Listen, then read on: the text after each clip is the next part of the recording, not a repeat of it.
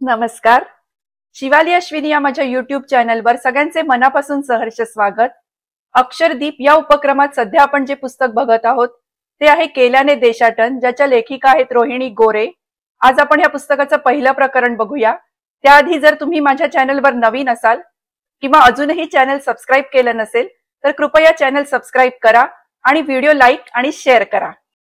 प्रकरण पहिले, अमेरिकेत पाऊल पडल्यावर. अमेरिकेतल्या डॅलस विमानतळावर विनायकचे प्राध्यापक ॲलन आम्हाला न्यायला आले होते. हस्तांदोलन करून अवाढव्य बॅगांसकट आम्ही त्यांच्या कारमध्ये बसलो. प्राध्यापक खूपच बोलके होते. त्यांच्या व विनायकच्या गप्पा सुरू होत्या. मी मात्र मागच्या सीटवर बसून कुठून आलो या परक्या देशामध्ये अशा अवस्थेत होते. कार डेंटन शहरकडे धावत होती.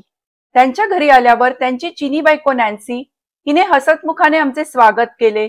त्यांच्या बंगल्या शेजारीच एक छोटा बंगला आहे, तिथे आमची राहण्याची व्यवस्था झाली. नॅन्सीने आम्हाला कुठे काय ठेवले आहे हे सांगितले आणि थोडी विश्रांती घेऊन जेवायला या असेही सांगितले.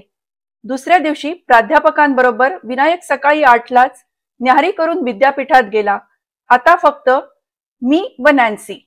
नॅन्सी खूप बोलकी होती, त्यामुळे मला खूपच बरे वाटले. त्यांच्या शेजारचा बंगला थोडे दिवस का होईना आमचा होता. तिने मला फ्रीजमध्ये काय काय आहे हे सांगितले आणि ते संपले की मला सांगा, म्हणजे मी तुम्हाला ते आणून देईन असेही सांगितले.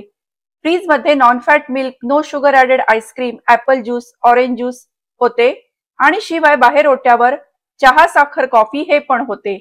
नॅन्सी जरी गप्पिष्ट होती आणि मला तिने कधी एकटी पडू दिले नाही, तरी काही वेळा ती तिच्या वैयक्तिक कामाकरता बाहेर पडायची, तेव्हा मला खूप एकटेपणा जाणवायचा. त्यावेळेला मी घरात राहायचे नाही. त्यांच्या घरासमोर एक भले मोठे तळे होते. त्या तळ्याच्या काठावर मी उभी राहायचे, लाटांकडे बघायचे. त्या लाटांकडे बघता बघता मला भारतातल्या सर्वांची इतकी काही आठवण यायची की गदगदून रडू फुटायचे. लाटांना डोळ्यात साठवत राहायचे. शून्यात नजर लावून त्या लाटांकडे बघायचे. जणू काही मी त्या लाटांशी बोलायचे. त्या तळ्याला मी अजूनही विसरणे शक्य नाही. भारतातून अमेरिकेत येण्याआधी झालेली धावपळ, गडबड यामुळे प्रचंड दमणूक झाली होती आणि इथे आल्यावर एकदम शांतता, स्वच्छ हवा व भरपूर वेळ. ऐसपैस पलंगावर पडून ढाराढूर झोपावेसे वाटत होते, पण झोप काही केल्या येत नव्हती. एकतर त्या बंगल्याच्या दारावर बेल नसल्यामुळे नॅन्सी आली आणि तिने टकटक केले तर ते आपल्याला ऐकू येईल का या भीतीने झोप यायची नाही आणि डोळे मिटले की मुंबईतली गर्दी आणि आईबाबांचे चेहरे दिसायचे. इतक्या मोठ्या बंगल्यात अजिबात करमायचे नाही. एकदा तळ्यावर चक्कर, एकदा बागेत झाडांना पाणी घालून, एकदा नॅन्सी काय करते हे बघायला तिच्या दारावर टकटक. हे सर्व करून घरी परत आले की मलाच खूप राग यायचा. कितीही काही केले तरी वेळ पटापट का जात नाहीये. आणि मला एकदम आठवण झाली की अरे, आपण कॅमेरा आणला आहे की. मग मात्र वेळ कसा घालवायचा हा प्रश्न मिटला. मग काय नुसते खटाखट फोटो काढत राहिले. फूल दिसले काढ फोटो, पान दिसले काढ फोटो. आम्ही ज्या छोट्या बंगल्यात राहत होतो तिथे फोन दिसत होता, पण विचारायचे कसे ना की आम्हाला घरी बोलायचे आहे म्हणून. ईमेलने खुशाली कळवली होती, पण फोनवर बोलणे वेगळेच असते ना. दिवस खूपच संथ गतीने जात होते. त्या रिकामटेकड्या वेळामध्ये मी सासू सासरे व आई बाबा यांना सविस्तर पत्रे लिहिली. नुसती पत्रेच लिहिली नाहीत, तर त्या पत्राची पारायणे केली. कल्पना केली आपल्या आईच्या दारात माझे पत्र पडेल.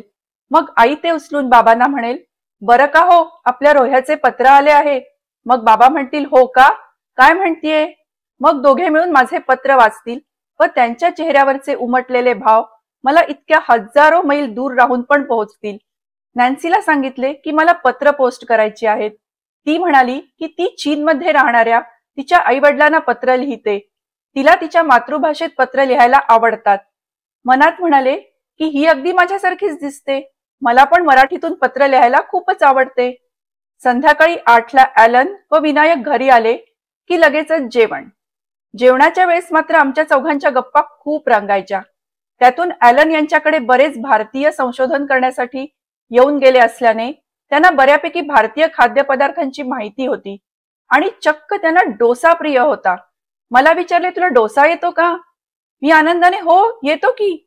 लगेच नॅन्सीने मला विचारले की डोसा कसा करायचा ते सांग. त्यासाठी काय काय लागतं वगैरे. तिच्याकडे चक्क तांदूळ व काही डाळी होत्या, काही भारतीय मसाले पण होते.